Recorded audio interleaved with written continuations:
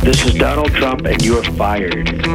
Johnjay and Rich, who knew that we'd have a reality TV show person on our show, and he turned out to be the President of the United States. Now we got him telling us we're fired. It's crazy. I went to sleep kind of early last night. Did anything happen? I didn't. Phone number is 877-937-1047 if you want to jump on the radio with us. It's still the same America, man. We're still America, red, white, blue. Yeah! Let's be positive. Yeah! It was awesome. Awesome day. That was fun to watch. I kind of got caught up because at a certain point, I didn't know which way it was going to go. So I stayed up way too late flipping through all the different sort of news stations. And, whatever you say about the election, whoever wins, it doesn't matter. I'd have to say that NBC had some of the most 3D looking graphics of them all. I thought Fox was a little confusing with their graphics. I was listening to the radio and following it on Twitter and Instagram. And then when I got home, because I had baseball practice last night with my kids, two of my kids, when I got home, and my whole family was glued to the whole thing watching it. It was like 10:30 at night. And I was like, yeah, I'm going to bed. My wife goes, but don't you want to see what happens? I go, I'm pretty sure that whatever happens now, and when I get up, like, I can't do anything about it. At this point, it's happening. I might as well just get some sleep. Will there be a hump day, dump day, no matter who's president? Yes, there will. Yes, that is a fact. So my kids were way in this election. They even held an election in school, and the whole school voted, and it looked like Hillary won, and everyone was saying Hillary was going to win, and my kids were, they knew so much about politics. And I remember when I was their age, I didn't know anything. I didn't care. You didn't do like a school election? No, but keep in mind, did. I moved around so much. I went to school in a different country. So I missed so much of moving around. There's definitely a negative part of moving around when you're in elementary school. But I'll tell you this. I'm leaving yesterday. I'm leaving the station yesterday, and I don't know what I was listening to. I was channel surfing, and there was this news clip. I think it was from CNN or Fox News, and they were like, a lot of people don't understand how the Electoral College works. So here's Grover from Sesame Street. And they play Grover from Sesame Street, and he explains the Electoral College. And I was like, oh, okay. So later, when my kids come home from school, we're driving, and I was like, my youngest was asking me about politics and how the president's determined. And I said, well, let me tell you about the Electoral College. I literally, word for word, what Grover says. And then my son, Kemp, jumps in because he knew more. And I was like, well, that's right, Kemp.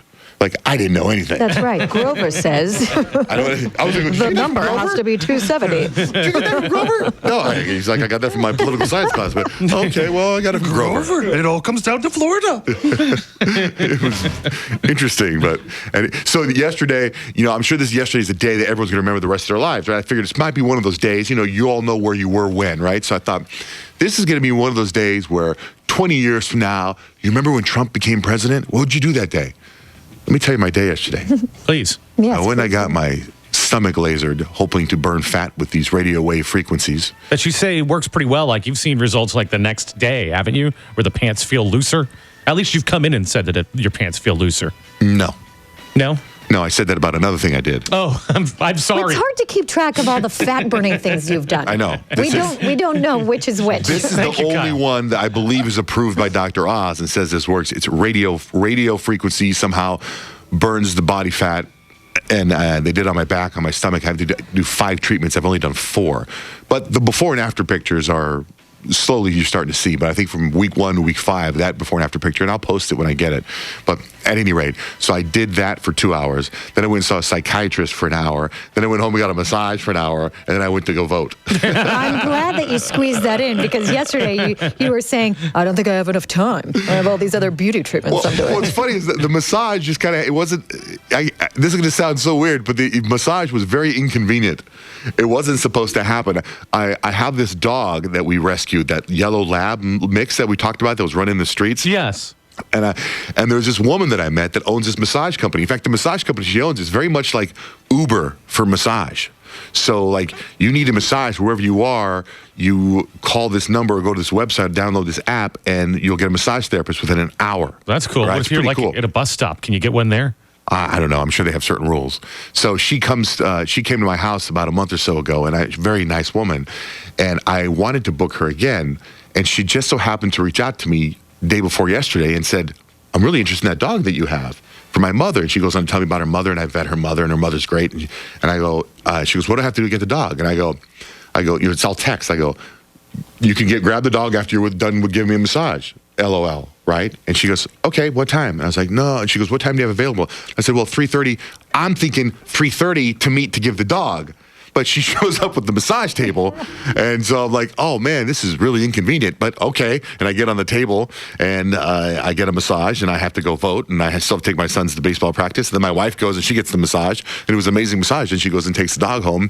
And I posted pictures of the dog. And the dog is like in a magical, the most incredible situation I set up with this dog. This woman has this mansion.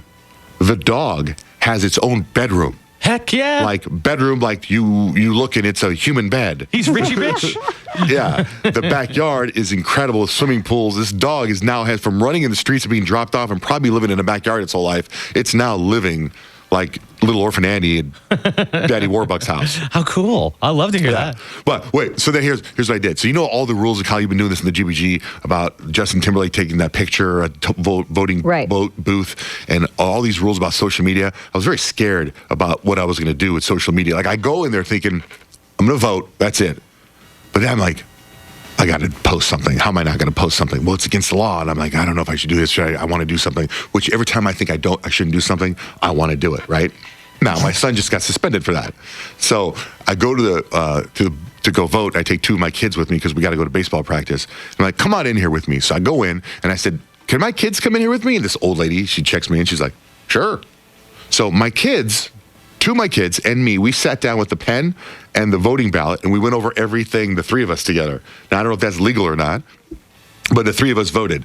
And it was very exciting. I was going to vote for the marijuana law. I was like, yeah, I don't care if it passes. And my son came like, Dad, you can't vote for that.